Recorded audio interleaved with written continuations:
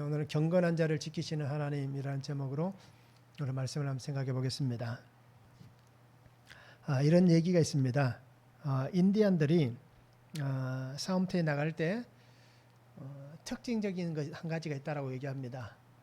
여러 가지 것들 중에서 특별히 오늘 드리고 싶은 것은 인디안들이 싸움에 나갈 때 보면 한 사람만의 발자국이 남아 있다라고 얘기합니다.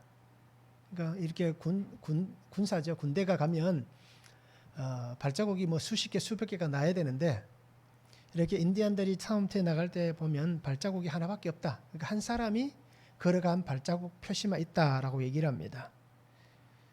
왜 그런가라고 보니까요. 한 사람이 앞에서 갑니다. 추장이 앞서든 아니면 그 무리 중에 용사가 한 명이 앞서든 이렇게 온몸에 이렇게 치장을 하고 무기를 들고 한 사람이 앞에 서서 걸어갑니다. 그러면 다른 군인들, 용사들, 인디언들이 그 앞에 걸어간 사람 발자국을 똑같이 밟고 걸어간다라고 얘기합니다. 그래서 사람들이 이렇게 이동한 경로라든지 아니면 얼마만큼의 사람들이 이렇게 찾아오고 있다라는 것들을 보여주지 않는, 그래서 어떻게 보면 그냥 한 사람만 다닌 발자국, 그 모습을 보여주는 겁니다. 그러니까 인디안들이 얼마만큼의 숫자가 어떤 곳으로 갔는지에 대해서 정확하게 파악할 수 없으니까 전쟁에 나가면 이들은 항상 승리하게 된다라고 그렇게 얘기를 합니다. 자, 이렇듯 자신들의 삶의 그 터전을 지키기 위해서 전쟁에 나가는 인디언들도 이렇게 한 발자국만 남기고 갑니다. 쉽지 않잖아요. 수많은 사람이 똑같은 발자국 위에 자기의 발을 디디고 간다는 건 쉽지 않습니다. 그런데 우리가 한 가지 분명히 생각해 보시기 바랍니다. 우리가 걸어가는 삶의 걸음을 나는 누구에게 맞추고 있는가라는 겁니다. 내가 디디고 있는 이 발걸음은 누가 걸어간 발걸음, 그 발자국 위에 내 발을 디디고 있는가라는 것을 우리가 한번 생각해 보면 좋겠습니다. 내가 원하는 대로 발자국을 디디고 그 흔적을 남기고 걸어가는지, 아니면 나의 주님께서 걸어가신 그 길을 내가 주님 발자국 밟으면서 그 길을 걸어가는지 우리가 한번 생각해 볼 수 있기를 원합니다. 사람들은 대부분 신앙생활을 하면서도 자기가 원하는 발자국을 남길 거예요. 이제 바울은 내 몸에 예수의 흔적을 가지고 있다라고 얘기했듯이 우리가 예수님의 그 흔적을 따라서 가는 것보다는 그냥 내가 살아가는 삶의 흔적, 그죠? 내 삶의 방법대로 우리가 그렇게 살아가면서 나는 참 잘 살아가고 있다. 내 신앙은 예수님께서 보실 때 참 좋은 신앙일 것이다. 하나님이 나를 기뻐하실 만한 그러한 신앙일 것이다. 라고 우리는 스스로를 자부하며 그렇게 걸어갑니다. 그런데 오늘 우리가 이 인디언들이 싸움터에 나갈 때 남기는 발자국을 보면서 분명히 깨달을 수 있기를 원합니다. 오늘 우리에게 주시는 하나님의 삶의 걸음은 주님이 걸어가신 그 길을 똑같이 걸어가기를 원하시는 겁니다. 내 생각이나 내 방법을 가지고 내가 원하는 대로 걸어가는 게 아니라 매일 말씀을 묵상하면서 내게 주시는 그 말씀 안에서 하나님께서 오늘 이렇게 살았으면 좋겠다. 그리고 오늘 내가 이렇게 살아왔으니 너도 이렇게 살았으면 좋겠다라고 말씀하시는, 그러면서 내가 너와 함께 하겠다라고 약속하시는 그 은혜의 발걸음을 우리가 내디디며 살 수 있기를 원합니다. 그래서 항상 나의 삶에 주님만 계시는, 그리고 주만 바라보고 그렇게 살아갈 수 있기를 원합니다. 세상의 것에, 그죠? 우리가 살아가면서 다른 세상의 것에 시선을 빼앗기고 또 다른 세상의 것에 마음을 빼앗기고 또 다른 세상의 것에 우리가 그 모든 관심을 기울이고 그렇게 사는 게 아니라 오직 주님만 바라보고 주님만 의지하고 주님과 함께 살아가는 그러한 거룩한 삶의 모습이 되면 참 좋겠습니다. 그러면 우리가 살아가는 삶에 실패도 없을 것이고 또 시험도 없을 것이고 또 그 삶에 하나님 주신 승리만 아마 가득하게 될 겁니다. 그러게 저도 그렇게 살아갈 수 있기를 소망하고요. 우리 성도님들도 그렇게 살았으면 참 좋겠습니다. 말씀을 한번 보시기 바랍니다. 경건한 자를 지키시는 하나님이란 제목입니다. 베드로는 이렇게 얘기합니다. 과거에도 거짓 선지자가 있었다. 그리고 지금도 거짓 선생들이 있다라고 얘기를 합니다.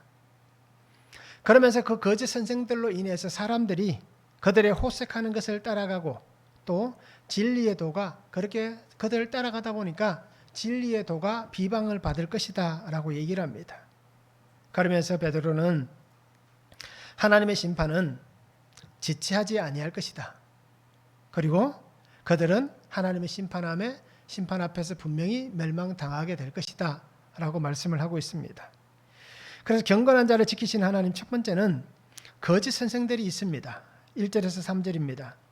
그러나 백성 가운데 또한 거짓 선지자들이 일어났었나니 이와 같이 너희 중에도 거짓 선생들이 있으리라.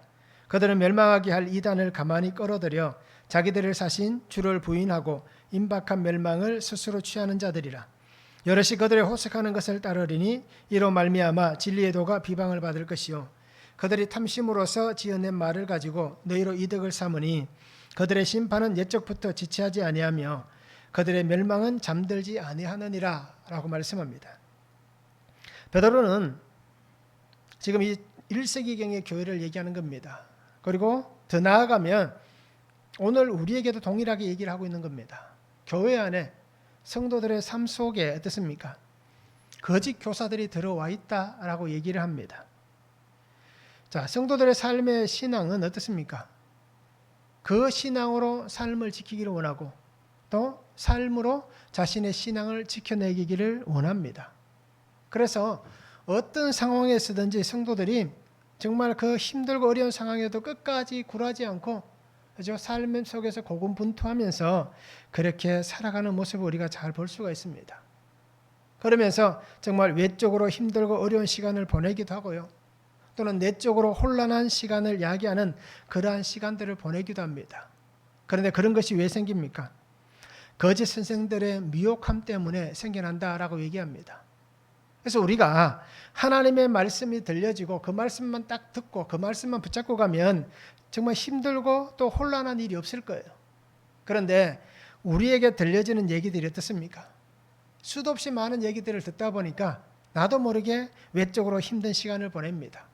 그리고 내적으로 혼란을 겪고 지나갑니다. 자, 이렇듯 거짓 선생들, 이들은 과거에도 있었고 지금도 있다라고 얘기합니다. 그래서 베드로가 얘기하는 이 거짓 선지자는 거짓말하는 예언자라는 뜻입니다. 그래서 이 사람도 어떤 사람이냐? 하나님의 영감을 받은 예언자 노릇을 합니다. 아, 나는 하나님이 보내신 선지자입니다 라고 얘기를 합니다. 그러면서 하나님의 예언이라는 이름 하에 어떻습니까? 거짓말하는 사람들이다 라고 얘기합니다. 이들을 거짓 선지자. 그래서 구약 성경에 보면 수도 없이 많은 거짓 선지자가 일어나잖아요. 자, 그와 같이 지금 오늘날 교회 안에는 거짓 선생들이 있다라고 얘기합니다. 이것은 거짓말하는 또는 거짓의 그 사람들, 교사들이라는 얘기입니다. 그래서 거짓말을 가지고 사람들을 미혹하고 그렇게 가르치는 교사들, 선생님들이다라고 표현할 수 있습니다. 그래서 마가복음 13장 22절에 보면 거짓 그리스도들과 거짓 선지자들이 일어나서 이적과 기사를 행하여 할 수만 있으면 택하신 자들을 미혹하려 하리라 라고 얘기합니다. 예수님께서 제자들에게 또 예수님을 따라다니는 사람들에게 하신 말씀입니다. 할 수만 있다면 거짓 그리스도 그리고 거짓 선지자들이 일어나서 이적과 기사를 행할 것이다. 그죠? 이적과 기사를 그들도 행할 수 있다라고 얘기합니다. 왜요? 택한 하나님의 사람들을 미혹해서 사단의 종으로 만들어야 되기 때문에. 그래서 거짓 선지자들, 거짓 교사들은 어떻습니까? 바로 이 사단, 그죠? 마귀의 종 노릇을 하는 사람들이다라고 얘기할 수 있습니다. 성도를 미혹하고 거짓으로 속이고 빼앗아 가야 되기 때문입니다. 그래서 어떻게든 그들 속에 들어와서 그들을 흔드는 겁니다.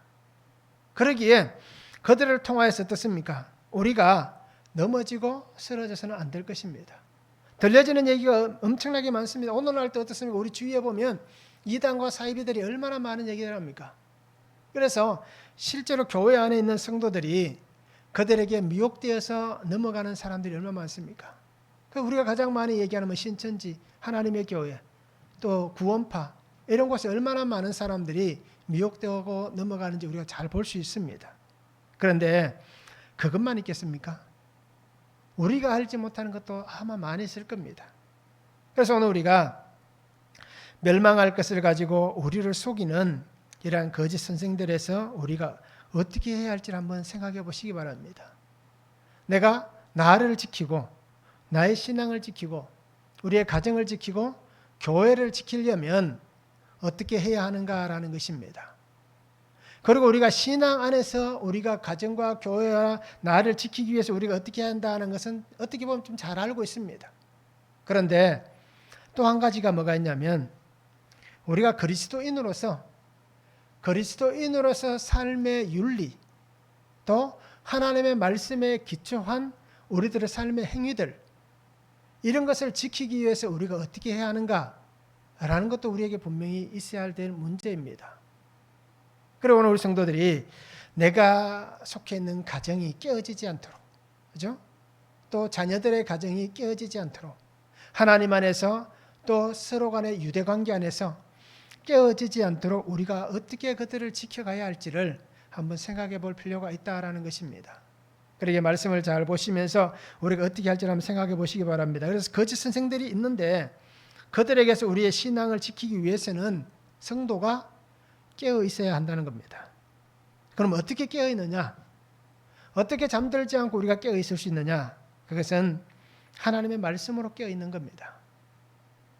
우스갯소리로 이렇게 말씀을 한번 드려도 괜찮을 것 같아요. 우리가 말씀만 읽으면 잠이 오시는 분들이 있을 겁니다. 그렇잖아요. 그래서 어떤 분들은 잠 자고 싶을 때 성경을 펴놓고 읽다가 주무신다라고 얘기도 하더라고요. 그리고 또 기가 막힌 것은 성경의 그 두께가 베개로 삼기에 참 좋은 두께입니다. 얇은 성경 말고요. 우리가 보통 이렇게 가지고 다니시는 성경 두께가 베개로 쓰기에 참 좋습니다. 그러다 보니까 성경은 읽지 않지만 베개로 베고 그것을 유용하게 활용하신 분들도 참 많이 있더라고요. 그런데 오늘 깨어있는 성도는 말씀으로 깨어있어야 되는데 어떻게 말씀으로 깨어있어야 되느냐?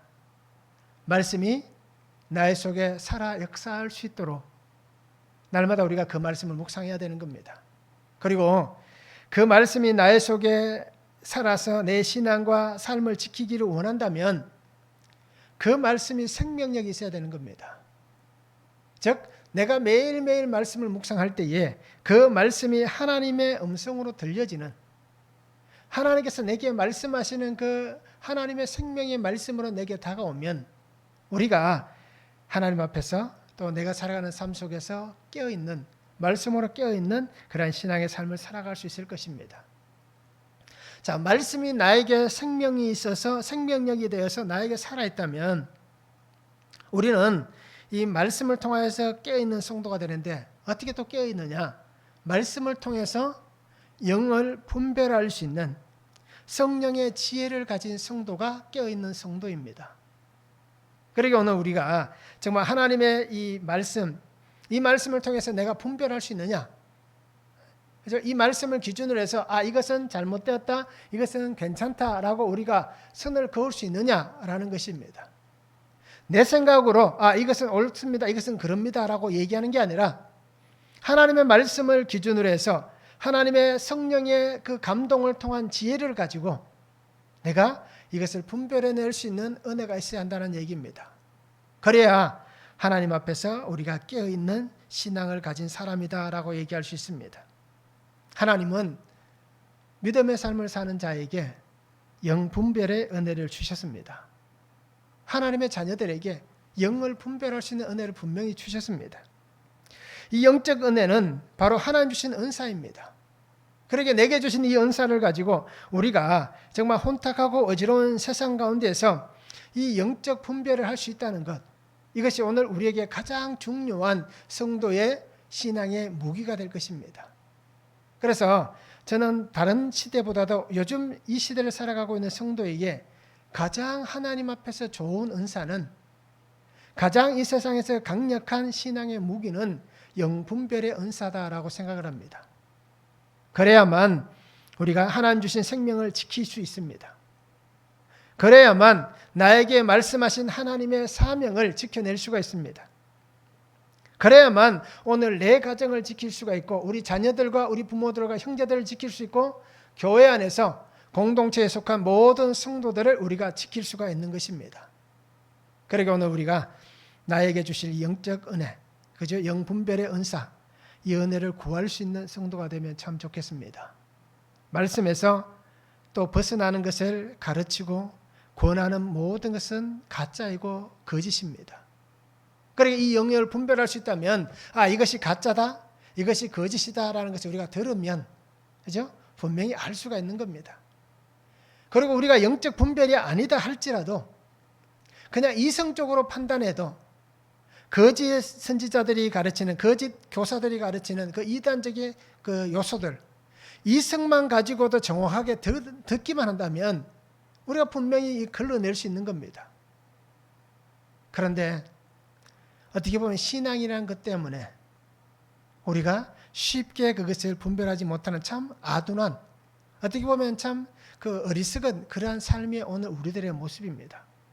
그리고 오늘 성도님들이 하나님 주신 이 영적 은사를 가지고 잘 분별할 수 있기를 원합니다. 하나님 말씀은 살아있습니다. 역사입니다. 히브리서 4장 12절 말씀 우리가 잘 암송하잖아요. 하나님 말씀 생명이 있어 살아있다라고 분명히 말씀하잖아요. 그렇기 때문에 하나님은 동일한 하나님의 말씀을 듣는 자에게 모두에게 하나님은 말씀으로 분별하게 하시고 깨닫게 하시고 말씀의 생명으로 역사하여 주시는 것입니다. 나에게 하나님이 역사하신다면 오늘 우리 성도님들에게도 역사하실 것이고, 성도님들에게 하나님이 역사하신다면 오늘 나에게도 역사하시는 겁니다. 내게 역사하시는 하나님이 당신에게 역사하지 않는다는 것은 문제가 있습니다. 당신에게 역사하시는 하나님이 내게 역사하지 않는다면 그것 또한 문제가 있습니다. 하나님은 동일하게 역사하십니다. 왜요? 하나님의 말씀은 살아있기 때문에. 그 살아있는 유기체의 말씀이 오늘 우리 가운데 들어오면 그 말씀으로 인해서 우리는 거짓 선생들의 속임수나 또 그 유혹, 이 모든 것을 우리가 잘 분별하여 내서 우리가 흔들리지 않는 신앙을 살아갈 수 있습니다. 그런데 왜 흔들립니까? 왜 우리가 그 유혹에 넘어갑니까? 아주 간단합니다. 그 속에 말씀이 없기 때문입니다. 교회를 오래 다녔다고 해서 말씀이 살아있는 게 아닙니다. 신앙생활을 오래 했다고 해서 하나님이 역사하시는 사람이 아닙니다. 짧은 시간이라 할지라도, 그렇죠? 교회 다닌 지 얼마 되지 않는다 할지라도 그가 하나님의 살아있는 말씀이 그 속에 역사하면 그 사람이 하나님의 사람인 겁니다.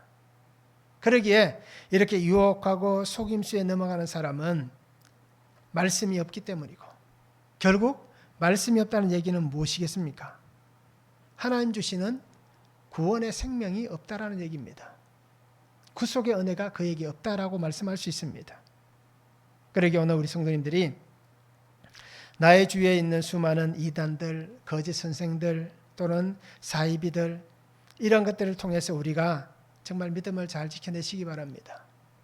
그들 때문에 성도들이 비방을 듣습니다. 그렇잖아요. 뉴스에 나오는 이단 사이비들, 그들 목사나 성도들이 하는 일들을 통해서 똑같이 사람들은 교회라고 여기기 때문에 오늘 그들 때문에 성도들이 비방거리를 당합니다. 그러나 그 비방 가운데서도 우리가 끝까지 하나님 안에서 믿음을 지켜내고 거룩하신 하나님의 그 사명을 잘 이루어갈 수 있는 그러한 성도의 삶을 우리가 살았으면 참 좋겠습니다. 말씀을 한번 적용해 보시기 바랍니다. 말씀으로 나는 분별하고 바르게 신앙의 길을 걸어가고 있습니까? 어떻습니까? 나는 말씀을 통해서 잘 분별합니까? 아니면 내 생각으로 잘 분별해내고 있습니까? 하나님의 말씀을 가지고 내가 바른 신앙의 길을 걸어가고 있습니까? 아니면 내 생각으로 신앙의 길을 걸어가고 있습니까? 우리가 한번 적용해 볼 수 있기를 원합니다. 나의 속에 있는 가치관 때문에, 그 가치관 때문에 내가 어떤 미혹에 빠져들 수도 있습니다. 세상적인 가치관, 세상의 중심, 세상의 그 어떤 쾌락과 여러 가지 물질들, 그 수많은 것에 내가 마음을 두다 보니까 내가 그것에 미혹될 수 있습니다. 그러면 나는 무엇에 미혹되어서 내 마음이 그리로 끌려가고 있는지 우리가 한번 적용해 보시기 바랍니다. 두 번째는 거짓 선생들을 심판하십니다. 4절에서 8절입니다. 하나님이 범죄한 천사들을 용서하지 아니하시고 지옥에 던져 어두운 구덩이에 두어 심판때까지 지키게 하셨으며 옛 세상을 용서하지 아니하시고 오직 의를 전파하는 노아와 그 7 식구를 보존하시고 경건하지 아니한 자들의 세상에 홍수를 내리셨으며 소돔과 고모라 성을 멸망하기로 정하여 제가 되게 하사 후세에 경건하지 아니할 자들에게 본을 삼으셨으며 무법한 자들의 음란한 행실로 말미암아 고통당하는 의로운 롯을 건지셨으니 이는 이 의인이 그들 중에 거하여 날마다 저 불법한 행실을 보고 들으므로 그 의로운 심령이 상함이라 말씀합니다. 하나님의 심판, 범죄한 천사들, 거짓 선생들 모두에게 심판은 지체되지 않을 것이다 라고 말씀하고 있습니다. 하나님은 죄 지은 자는 분명하게 심판하십니다.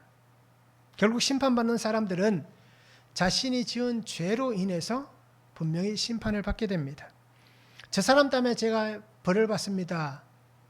나는 잘못한 것이 없습니다. 얘기할 수 있는 그런 거리가 존재하지 않습니다. 내가 벌을 받는다면 그것은 결국 자신의 삶의 결론입니다. 하나님은 분명히 세상을 심판하십니다. 그래서 오늘 성경에 보면 이 노아 홍수 때와 소돔과 고모라 롯의 때를 두 가지를 베드로가 예를 들어 보여줍니다. 죄가 간영한 세상이기 때문에 하나님을 향하여서 악을 행하던 세상이었기 때문에 하나님은 두 세상을 함께 어떻습니까? 심판하셨습니다.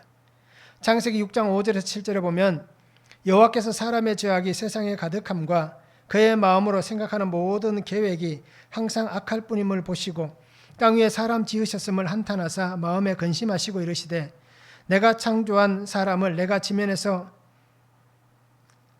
쓸어버리되 사람으로부터 가축과 기는 것과 공중의 새까지 거리하리니 이는 내가 그것을 지었음을 한탄함이니라 라고 말씀합니다. 하나님께서 이 노아 홍수 때에 내가 한탄한다, 내가 근심한다 라고 말씀합니다. 내가 왜 이 사람을 만들어서 이 고생인가 라고 하나님 그렇게 말씀하는 겁니다.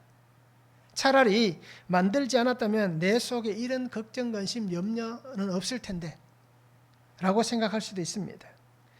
어떻습니까? 부모된 자는 자식들을 향해서 이렇게 말할 수도 있을 겁니다. 그죠? 차라리 낳지 않았으면 이런 근심거리, 이런 걱정거리는 없을 텐데 라고 생각할 수도 있을 겁니다. 그리고 또 어떻습니까? 사람들은 내가 그 사람만 만나지 않았으면, 내가 그만 알지 않았어도 이렇게 근심하거나 한탄하지 않을 텐데 라고 우리는 그렇게 생각할 수도 있습니다. 결국 우리는 우리가 행한 모든 것 때문에 어떻습니까? 이렇게 하나님의 심판의 자리에 설 수 있습니다. 하나님은 용서하지 않으십니다. 그런데 용서하지 않는 세상 가운데 하나님은 용서하신 은혜가 있습니다. 그것이 바로 오늘 성경에 얘기하는 노아입니다. 노아와 그 가족 7명, 전부 8명을 하나님은 용서해 주셨습니다. 심판의 때에 하나님께서 구원하신 은혜를 경험하게 된 것입니다. 그러면서 우리가 노아에 대해서 분명히 알잖아요. 당대의 완전한 자다. 그렇죠? 노아는 의로운 사람이었다. 당대의 완전한 자였다라고 우리는 노아를 그렇게 평가하는 것을 성경에서 볼 수가 있습니다. 그가 정말 그 긴 시간 동안 하나님께서 방주를 만들려고 할 때 그 떼약볕에, 그렇죠? 그 긴 120년이나 긴 시간 동안 방주를 만들지 않습니까? 그러기 우리가 정말 하나님께서 우리에게 주신 은혜를 바라보시면서 심판의 때에 하나님은 우리를 구원하실 분이다 라는 것을 기억했으면 좋겠습니다. 그런데 하나님은 이 온 세상을 분명히 심판하실 것입니다. 그 또 한 가지가 어떤 심판입니까? 소돔과 고모라의 심판입니다. 경건하지 않는 자들에게 대한 심판의 본보기로 삼기 위해서 하나님께서 소돔과 고모라 성을 멸하셨다라고 얘기합니다. 소돔과 고모라를 볼 때 어땠습니까? 롯이 그 땅을 바라볼 때에 물이 넉넉하고 애굽같이 아름다운 땅이었다라고 그렇게 소돔 땅을 평가했습니다. 왜냐하면 우리가 알듯이 그 어떤 사해 바다가 있는, 그죠? 이 소돔과 고모라 이후에 사해 바다가 되었지 그 전에 사해 바다가 아니었잖아요. 좋은 땅이었습니다. 물이 넉넉한 땅이었습니다. 그런데 그 아름다운 땅이 어떻게 되었습니까? 악이 가득한 곳이 되었고 더 이상 하나님께서 참을 수 없는 진노의 땅이 되었다라고 얘기합니다. 그 롯이 바라보고 갈 때에 아직 하나님께서 그 땅을 멸하시기 전이었더라라고 성경은 말씀하고 있습니다. 그러기 오늘 우리가 분명히 볼 수 있기를 원합니다. 하나님은 악이 가득한 땅을, 그렇죠? 죄가 만연한 곳을 하나님은 그냥 두시지 않습니다. 그 시간이 언제 있냐라는 그 차이일 뿐이지 결국은 하나님께서 멸망을 시키시는 것입니다. 그런데 우리가 성경을 읽다 보면 또 다른 말씀들을 보면 우리가 쉽게 알 수 있는 것은 그래도 하나님께서 그렇게 참아주신 것은 그죠? 그 땅이 회개하고 돌아오기를 그래도 하나님이 기다리셨기 때문에 그렇게 참으셨다라고 말씀하는 것이 있지만 그래도 오늘 우리가 여기에 나와 있는 말씀만 갖고 본다면 그죠? 악은 벗어날 수 없는 하나님의 심판의 때입니다. 그리고 오늘 우리 성도님들이 나의 환경에 이러한 심판의 때가 생겨나지 않게 하시기 바랍니다. 죄가 있다면 주님 앞에 고백할 수 있기를 원합니다. 악이 있다면 하나님 앞에서 그 악한 짐을 벗으시기 바랍니다. 그리고 하나님께서 내게 허락하신 그 은혜를 붙잡고 말씀 안에서 우리가 정말 신실하게 살아낼 수 있기를 원합니다. 내가 죽는 그날까지 내 속에 있는 악을 다 드러내지 못한다면 우리의 부끄러움은 하나님 앞에 분명히 당하게 될 것입니다. 그러니까 오늘 우리 성도님들이 정말 그 심판의 자리에 거하지 않도록 하나님 앞에 우리가 신실하게 설 수 있기를 원합니다. 그러면서 왜 우리는 살아가면서 왜 이렇게 늘 악과 함께하고 또 우리 속에 이렇게 죄가 가득한 그러한 삶을 살아가느냐? 그것을 오늘 베드로는 이렇게 소개합니다. 롯을 소개해주고 있습니다. 롯을 한번 보시기 바랍니다. 오늘 말씀에서는 롯이 어떻습니까? 얼마나 그가 고통하고 살았는지, 어려운 삶을 살았는지, 신앙을 지키기 위해서 얼마나 큰 고난의 길을 걸었는지 오늘 성경은 베드로를 통해서 보여주고 있습니다. 이는 이 의인이 그들 중에 거하여 날마다 저 불법한 행실을 보고 들으므로 그 의로운 심령이 상하였다라고 얘기합니다. 이 롯에 대해서 우리는 어떻게 생각합니까? 신앙도 없고 그죠? 하나님도 없고 그렇게 살았을 것이다라고 얘기합니다. 그런데 오늘 베드로는 뭐라고 얘기합니까? 하나님의 은혜를 통해서 그가 이렇게 고백합니다. 그도 신앙을 지키기 위해서 얼마나 애썼는지, 그가 믿음으로 살아가기 위해서 얼마나 노력했는지를 보여주고 있다라고 얘기합니다. 그 환경이 그를 상실하게 만들었다라고 얘기합니다. 자, 이와 같이 우리도 살아가는 삶이 바로 이렇습니다. 그 성의 의로운 사람, 한 사람 롯을 구해내신 하나님이시지만 오늘 우리의 삶도 이 롯과 똑같이 어떻습니까? 비교할 수 없는 그런 상실의 삶을 우리가 살아갑니다. 우리의 삶의 자리도 마찬가지입니다. 악이 우리를 덮치려고 하고 있고 죄가 우리를 날마다 넘어지게 하고 유혹과 쾌락과 모든 수많은 세상의 어떻습니까? 유혹들이 성도들을 집어삼키려고 끊임없이 문을 두드리고 우리의 발걸음을 그렇게 붙잡아 가려고 합니다. 그것은 우리의 가장 가까운 데부터 우리의 가장 먼 곳에 있는 사람들, 환경들을 통하여서 끊임없이 그렇게 우리에게 다가오고 있습니다.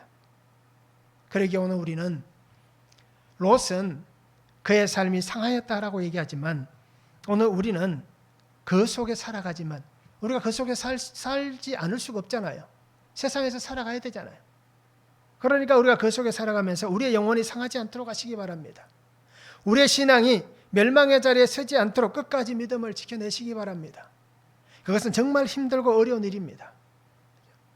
조금만 우리가 마음을 놓아도 작은 틈만 생겨도 끊임없이 비집고 들어오는 사탄의 그 놀라운 능력, 그 사탄의 놀라운 힘, 그 사탄의 놀라운 계략, 그것으로 인해서 우리는 끊임없이 넘어질 수 있습니다. 그러기에 오늘 우리가 하나님의 자녀, 거룩한 자녀로서 하나님의 거룩을 닮아가면서 그렇게 유혹과 잠깐의 만족을 주는 것에 마음을 빼앗기지 않기를 바랍니다. 그리고 하나님의 거룩을 잃어버리는 성도가 되지 않기를 바랍니다. 그래서 오늘 나를 위해 죽으신 주님을 기억하면서 끝까지 주님과 함께 믿음의 신실함으로 살아가는 귀한 성도가 되면 참 좋겠습니다.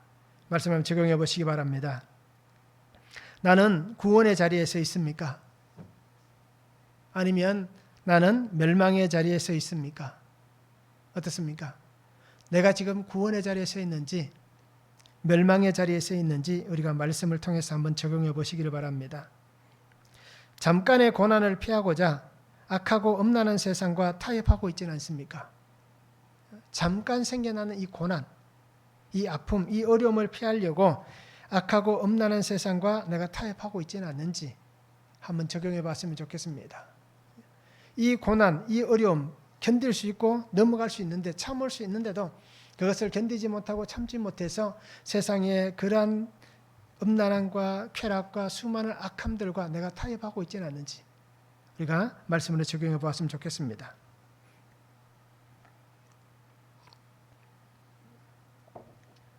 세 번째는 경건한 자를 지키시는 하나님은 시험에서 건져주십니다.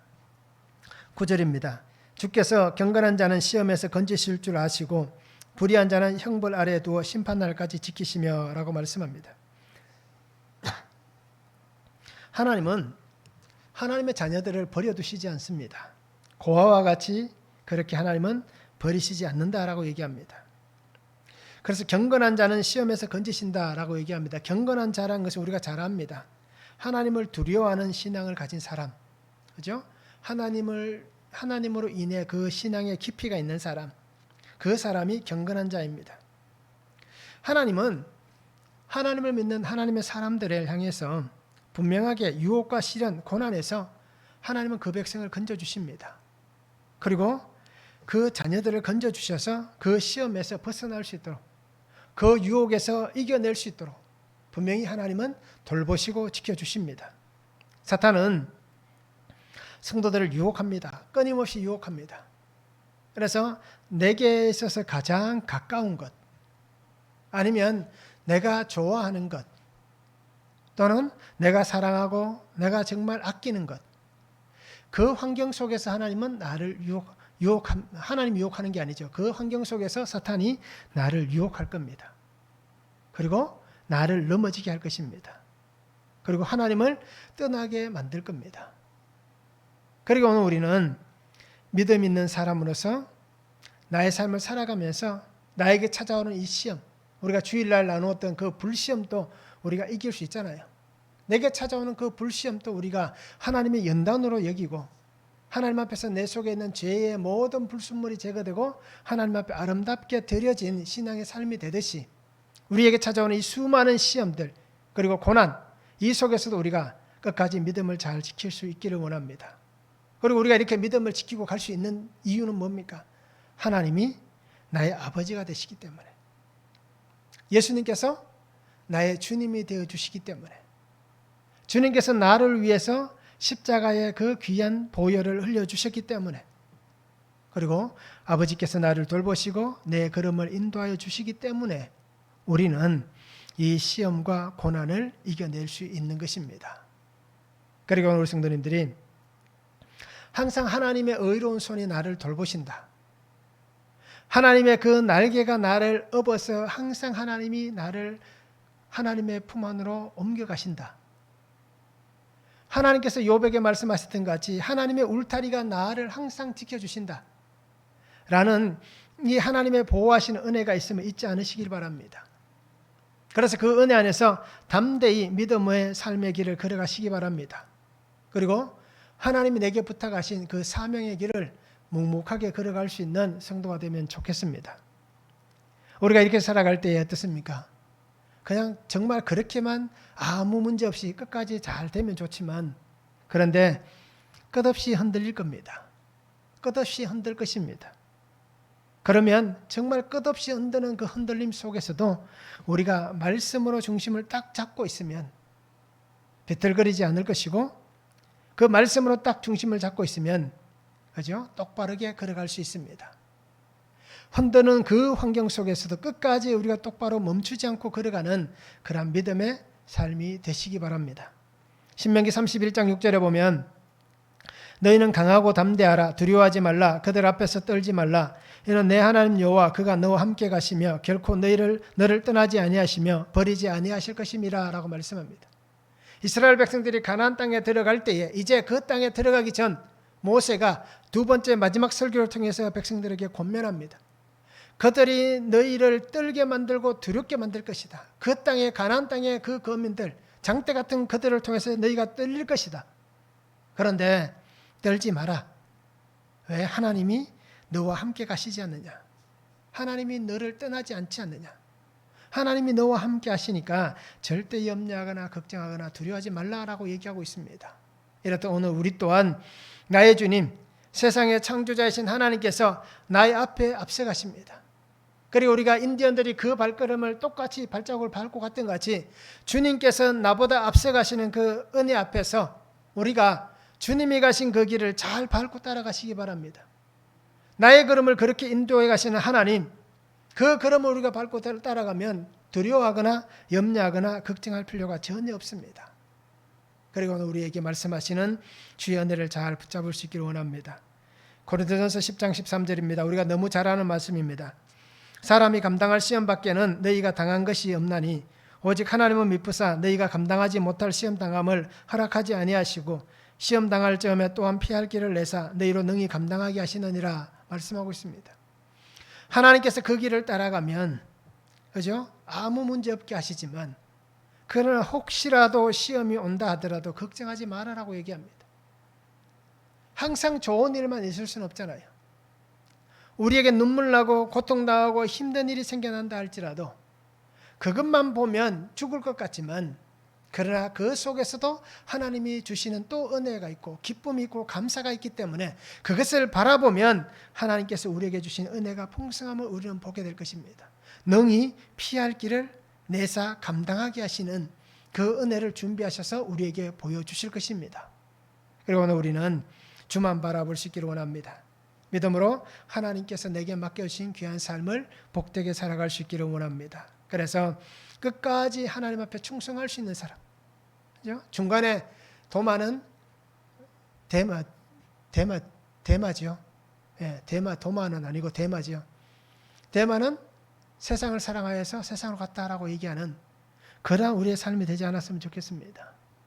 그죠? 끝까지 하나님만 바라보고 끝까지 주만 의지하고 그렇게 살아갈 수 있는 성도가 되었으면 참 좋겠습니다. 그래서 하나님께서 나를 기쁘게 받으시는 그러한 복된 신앙의 길을 아름답게 걸어갈 수 있기를 소망합니다. 말씀을 한번 적용해 보시기 바랍니다. 부당하게 고난을 당하고 시험을 당해도 믿음으로 인내하며 참고 견디고 있습니까? 어떻습니까? 부당하게 시험을 당하고 고난을 당하고 억울한 일을 당해도 우리가 믿음으로 인내하고 참고 견디고 있는지, 그리고 하나님께서 나를 참으라 견디라 인내하라고 말씀하시는 그 말씀에 내가 잘 순종하고 있는지 이제 우리가 말씀을 한번 적용해 보시기 바랍니다. 현재 내가 잘 통과해야 할 시험과 환난은 무엇입니까? 지금 내가 통과해야 될 이 시험, 이 환난, 그것은 지금 무엇인지 말씀으로 적용해 보시면 참 좋겠습니다. 유혹과 고난이 많은 삶을 우리는 살아가고 있습니다. 나의 삶의 주인 되시며 내 생명이신 주님, 그 주님이 나와 함께 해주십니다. 그러면서 내게 말씀합니다. 인내해야지, 견뎌야지, 끝까지 걸어가야지 라고 말씀합니다. 그리고 오늘 우리는 주의 말씀을 붙잡고 이겨낼 수 있는 그러한 신앙의 삶을 살아갈 수 있기를 원합니다. 주님이 나를 위해서 거룩한 희생을 해주셨습니다. 그러면 나도 그 거룩하고 의의 길로 인도하시는 그 주님과 함께 내가 그 길을 잘 걸어갈 수 있기를 원합니다. 하나님은 내게 희생하라고 말씀하시지 않을 거예요. 하나님의 희생으로 족하다라고 말씀하실 거예요. 그러면서도 우리에게 말씀하시는 것은 끝까지 약속을 붙잡고 살아야지라고 말씀할 겁니다. 그러기 오늘 우리 성도님들이 주님의 그 승리의 영광을 바라보며 하나님 앞에 그 아름다운 영광을 올려드리는 삶이 되기 위해서 끝까지 주님과 함께 거룩한 의의 길을 믿음으로 잘 걸어갔으면 좋겠습니다. 그래서 오늘도 나를 통하여 하나님의 놀라운 일들이 우리의 삶과 우리 모든 환경에 풍성하게 일어날 수 있기를 주님의 이름으로 축원합니다. 기도하겠습니다. 사랑의 아버지 하나님 감사합니다. 오늘도 주신 말씀을 바라봅니다. 주 은혜 안에 살게 하시고 경건한 자를 지키시는 하나님, 하나님의 사람을 끝까지 내어 쫓지 않으시고 하나님의 품에 안아주시고 하나님의 말씀으로 그 영혼을 복되게 하시고 하나님 주신 영원한 생명의 나라로 인도하시는 은혜가 있음을 고백합니다. 그러기 아버지 하나님, 우리가 믿음으로 살아가면서 이 땅 가운데에 하나님 미혹하는 수많은 일들 속에서도 끝까지 믿음을 잘 지켜내는 주님의 귀한 자녀들이 되게 하여 주시옵소서. 우리 주위의 환경에 거짓 선생들, 수많은 거짓 환경들이 우리를 미혹하고 넘어지게 하려고 하고 있고 또 악한 길에 들어서서 정말 하나님께 끊어지도록 만드는 수많은 악들이 우리 주위에 있습니다. 그러게 아버지 하나님, 우리가 끝까지 주의 말씀만 붙잡고 중심을 잘 잡고 말씀으로 영 분별을 하며 주님 주신 말씀을 가지고 끝까지 승리하며 걸어가는 귀한 주의 자녀가 되도록 아버지 은혜 위에 은혜를 더하여 주시옵소서. 항상 함께 하신 하나님을 기대합니다. 앞서 행하시는 내 주님을, 내 사랑하는 주님을 잘 따라가는 귀한 믿음 되도록 주님 축복하여 주시옵소서. 감사를 드리며 예수님의 이름으로 기도하옵나이다. 아멘.